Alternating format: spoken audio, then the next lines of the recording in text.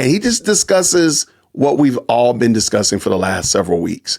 And he does a great job. His name is John. He did a great job, in my opinion, of breaking down some of the larger fibs, the larger untruths that Candace has shared. So let's do this to clean our palates. Within days of Charlie Kirk's assassination, Candace Green Owens hearts in the began chat that you can hear.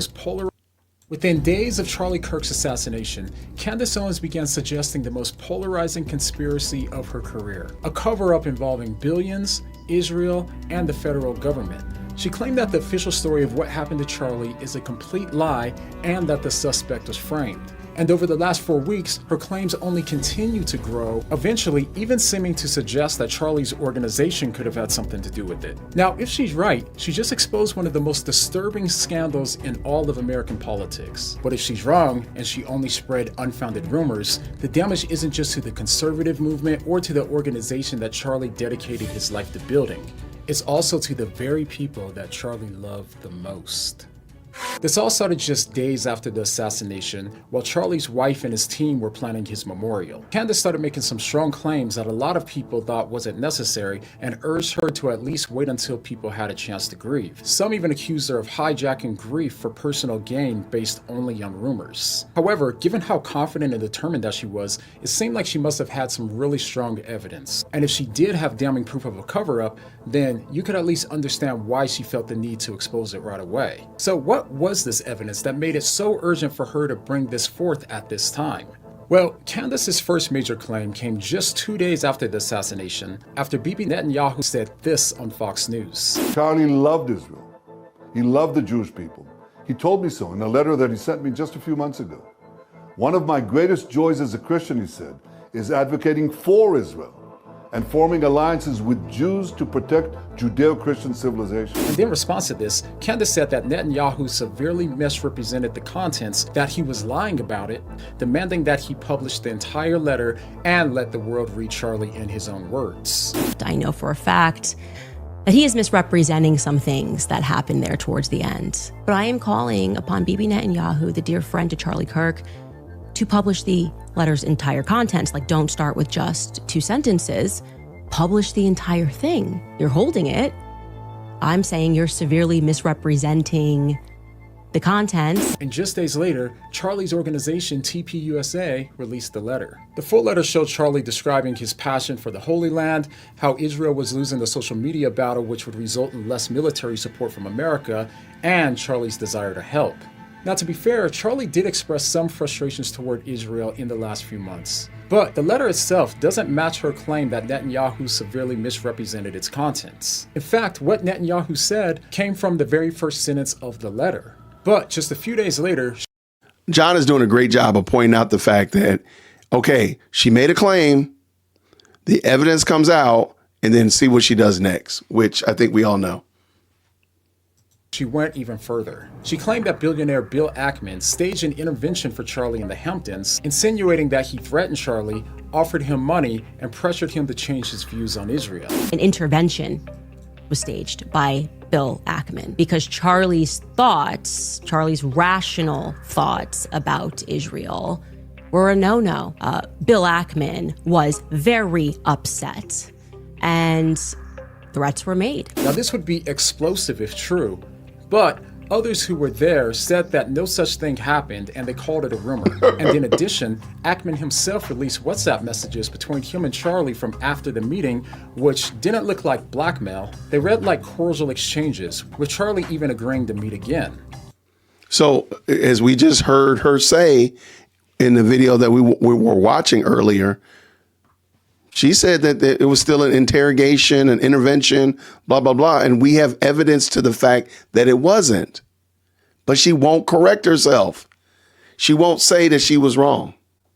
So, on the surface, this doesn't seem to match the picture of threats and coercion as Candace alleged. And once again, as far as I know, at the time of recording on October 5th, Candace never released any direct evidence proving that any threats or coercion happened. So within the first week after the assassination, we already had multiple serious claims made without receipts. And given how skeptical all of us have become with the government, and not without good reason, it's no wonder why so many people were quick to accept that she might be onto something. And things only kept heating up from there. On September 26th, she She went even further, this time focusing on the accused shooter, Tyler Robinson. Candace suggested that the alleged shooter was not just innocent, but was being framed by federal authorities. She said that Robinson had never even stepped foot on campus, his dad never turned him in, the suicide story was fabricated, and that the government is lying about everything, except for the fact that it was his gun. Now, if this is true, that would mean that everyone from the police, to the prosecutors, to the coroner, to the courts, to the FBI, TPUSA, Robinson's own family, and more would all have had to agree to this large and elaborate conspiracy. And that's not to say that this is impossible, but it's the kind of claim that demands ironclad receipts. And up until this point, they haven't come. Candace also went on to say that the text messages released by the government were obviously fake, and she supported that claim by saying this. Turns out, you're going to be shocked, that he doesn't actually use words like vehicle, which should come as no surprise to anyone that has a brain. There's old footage of Tyler Robinson that is now circulating from a car accident that he had. And during the discussion with the officer that showed up, Tyler certainly refers to it as his car, not his vehicle, because that's how most Americans, how most English speakers refer to a car. Okay, I'm going to stop here. I'm going to jump in. I thought this was probably the most ignorant hill to even remotely go near. It befuddles my mind that literally the smoking gun is that the man wouldn't say the word vehicle. And maybe it's because I'm a former classroom teacher. Maybe it's because I'm just kind of nerdy like that or whatever of that nature. My children learn tons of new words that most people don't use now. We would say things like car, automobile, vehicle, transport device. We would just say those in just common parlance. It is not uncommon if you're a parent and you want your child to be exposed to new language to use more words than what they're used to using. If I've ever met your child and I ask them, how are you doing today? And they say, good. I say, okay, well, I need another word besides good. Fine. Okay, I need a real sentence. Put it in a sentence. I'm doing really well today. Thank you, little Johnny. Thank you, little Sally. And we just laugh about it. That's not uncommon. If the man said vehicle, then we're going to watch in a second. He said vehicle. I'm sorry, he says car. And then literally in the rest of the sentence, he says car or vehicle, whatever. He says vehicle. Like, Candace, why is this a thing? Why are you trying to make this a thing? And as we said before, she's inserting herself into the main character of the story. Who is everybody talking about? Candace Owens. About what? About this guy that got killed in Utah. Like, that's how we've gotten to this point now. About this president guy, this leader that's suing Candace Owens. Like, that's crazy work. She has now become the main character of two stories that she shouldn't be a part of. That's crazy work. Okay. Anyway, we are going to continue. We're going to carry on. We're going to go further along into this expedition of the video diatribe. There we go. Your mom's on her way? Yeah, she's gonna be a minute. She's got to shuttle over from where she's at to her car and then drive over. Gotcha. Okay, now to be fair to Candace, a lot of people agree with her that the text messages seem strangely written, and she's not at all the only one who's skeptical about their authenticity. But here's the issue for Candace. She didn't release the full footage in which Robinson says this. As I get into the intersection, the bolts, there was a vehicle in the lane. And things only get worse when she says, That's something that you say? I'm just going to go outside to my vehicle. I left something in my vehicle. But as Milk Bar TV points out, this is more common than you might think. And Nick was particularly asking him to determine who owned a white vehicle, and everyone locally had looked at this vehicle, and suddenly a president gets shot in a moving vehicle. November 22nd, 1963, JFK was shot. President JFK was shot sitting alongside his wife in a vehicle. And since then, her claims have only gotten more bold as she's now turned her attention to Charlie's organization, TPUSA. But before we get to that, let me tell you why I specifically wanted Ground News to sponsor this video today. If you pull up the story about how Candace is making the 300... Okay, I use Ground News as well. And John like embarrass me how well he uses it. But this is a great explanation. A lot of us content creators use ground news, and he did an excellent job. Shout out to What Do You Mean? $1,000 bet on the fact that she thinks that the French president's wife is a man, you can quickly see how both sides are covering it. And what stood out to me was the fact that out of all of the outlets covering the story, 61% of them lean left with an emphasis on the claim that this is somehow a new theme in the MAGA movement, and only 28% lean right with an emphasis on Candace claiming that free speech is in danger. But the truth is, without ground news, you'd never realize just how differently the story is being spun depending on where you read it. Ground news gathers articles from over 50,000 sources and shows you how they're being covered across the political spectrum. That way you can see the full picture. And instead of scrolling 10 sites and still getting a slanted picture, you can actually see how the narratives are being shaped side by side, which helps you to become more objective. And this isn't just my opinion. A Duke University study on polarization found that when people are exposed to the kinds of blind spots that ground news highlights, it actually moderated their views and reduced polarization. So if you want to try it out, go to groundnews.com/whatdoyoumeme or scan the QR code on the screen and get 40% off of unlimited access with the Vantage plan, which is the same plan that I use every day. All right? Now, let's get back to how Candace's attention has shifted onto the people and the organization that Charlie loved the most. Okay, real quick. I know I keep stopping, but I got to do that to break it up a little bit. I did drop the link to What Do You Meme in the chat. I don't know if the moderators were able to, but I did drop it in the chat. And it's also linked in the description. So there it is right there, just so if you want to see who John is. Thank you so much, Kane Koso Mom, for sure. Okay, let's get back to this, I promise. The last 4 weeks, after implying that behind Kirk's assassination could have been Bill Ackman, Benjamin Netanyahu, unnamed Jewish donors, an unnamed rabbi, the investigators, the medical staff, the FBI, the court prosecutors, an underground communist B death cult, and so on, she's since moved her attention over to perhaps the most potentially offensive of all, the very organization that Charlie founded, which is now run by his wife. Because I'm very aware of what's going on, okay? And I don't know how the executives over at Turning Point USA sleep at night. Okay. I don't know how you can present yourselves as a Christian organization and not be dedicating yourself to the truth. And don't try to say, well, wait until the memorial event before we start looking into who murdered. And then she gave them an ultimatum. I'm going to challenge Turning Point USA executives to issue a very clean statement saying that I am lying if this is not true.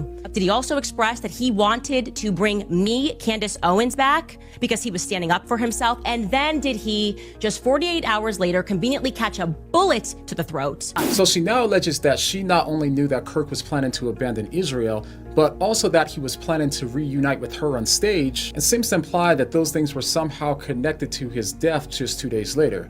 Okay, editing John here from the feature. It looks like Candace did post a video last night, and today's the 7th, so she posted on the 6th. Some alleged receipts to verify what she's saying here. As of right now, there's no dates or anything on the timestamp, so we can't confirm. But I did want to be fair and make sure that I mentioned that.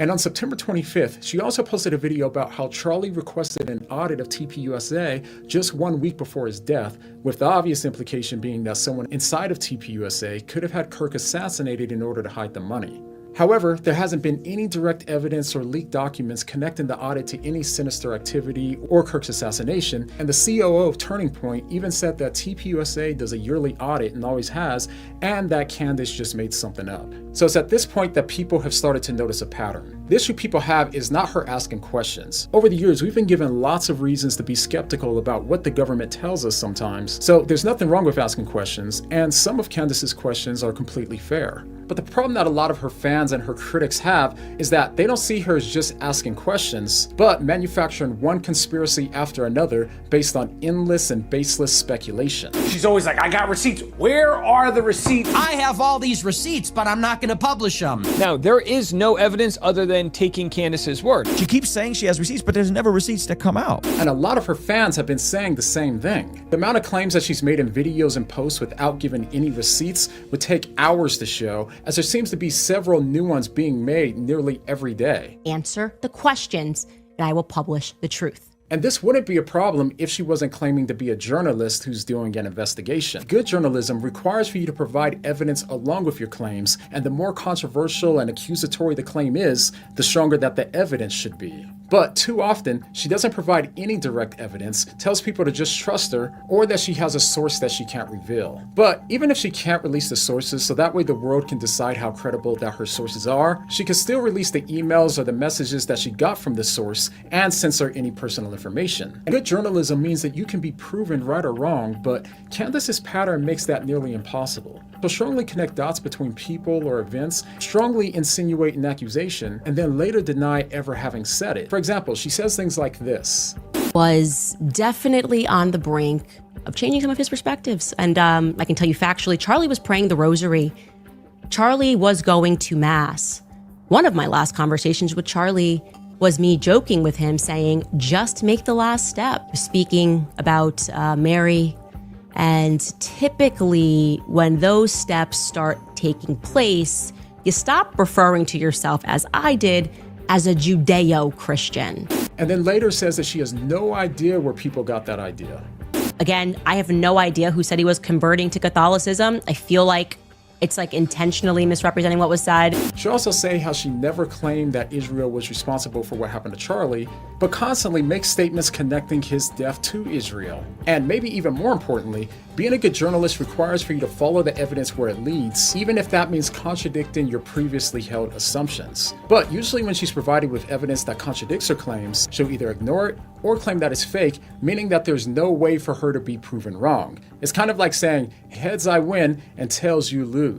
The game is rigged either way. As the quartering put it, her journalism method seems to essentially be 1. Make a wild claim, provide zero evidence, and instead challenge someone else to disprove it. If they ignore it, you claim victory, and if they disprove it, then you get a claim that the evidence is fake. And now that Okay, that's exactly why I don't think, let me back that up. That's exactly why I don't think Turning Point should talk about her again.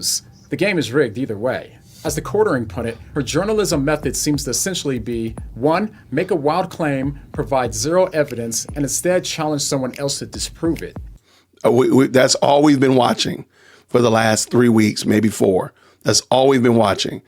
And I don't think there's no way for you to win. There's no way for Erica Kirk to win except to turn the Candies against her because she's trying to silence Candace's voice or take away her free speech or whatever angle they choose. So she's really there's no way to win this. And so let me finish. If they ignore it, you claim victory. And if they disprove it, then you get a claim that the evidence is fake. And now that this has been going on for about 4 weeks straight, we're starting to see the fallout from it. And it's not pretty. Netanyahu had to post a video making it clear that he and Israel had nothing to do with Charlie Kirk's murder. TPUSA's leadership and staff was dragged into a public ultimatum while grieving, forced to choose between engaging publicly or looking invasive. Tyler Robinson's trial risks being complicated by viral theories about planted DNA and fabricated confessions, and all it takes is just one single person on the jury to be influenced by Candace's unsubstantiated conspiracy that he was framed, and then Tyler walks away free, even if he's guilty and even if there's a mountain of evidence against them.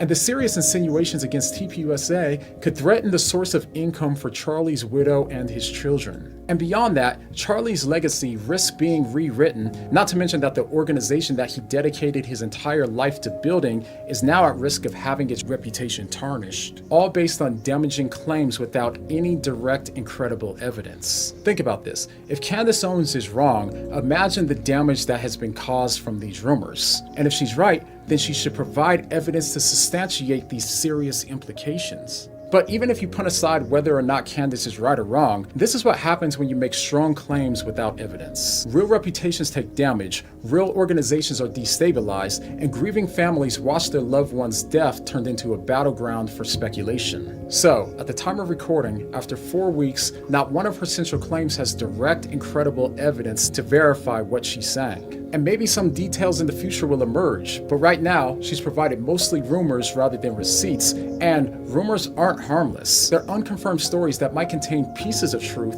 but lack factual certainty. We saw in a past video where I talked about the false rumor that my friend Frank Turek was somehow signaling Charlie's shooter. This was based on pure speculation, but it spread everywhere online and could have led to a really terrifying outcome, which is why scripture equates rumors with gossip, strongly warning against spreading them.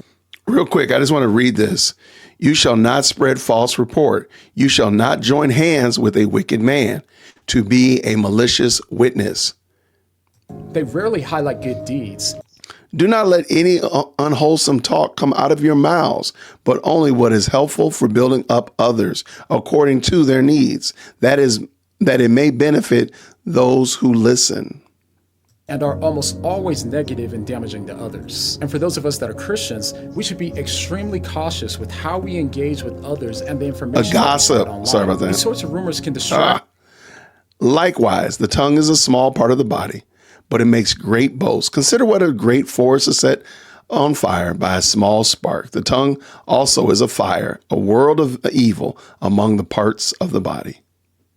From mourning and honoring victims. They can turn tragedy into speculation instead of compassion and quarrels instead of witness. Now, we aren't always going to get it right, and sometimes we are going to make mistakes. But we should at least show a genuine effort in trying to get it right and be slow to assume other people's motives. Because after all, if accusations don't require proof, then no one is safe from slander. Thank you so much for tuning in to another episode of the JWhit Podcast. If you enjoyed today's show, please do me a favor and hit me up with that 3-piece special. Like the video, subscribe, and of course, share it with somebody who would also enjoy this type of content. And make sure you leave a comment because I do pin the best comments to the top. So thank you so much for tuning in today. And until next time, everybody, grace and peace.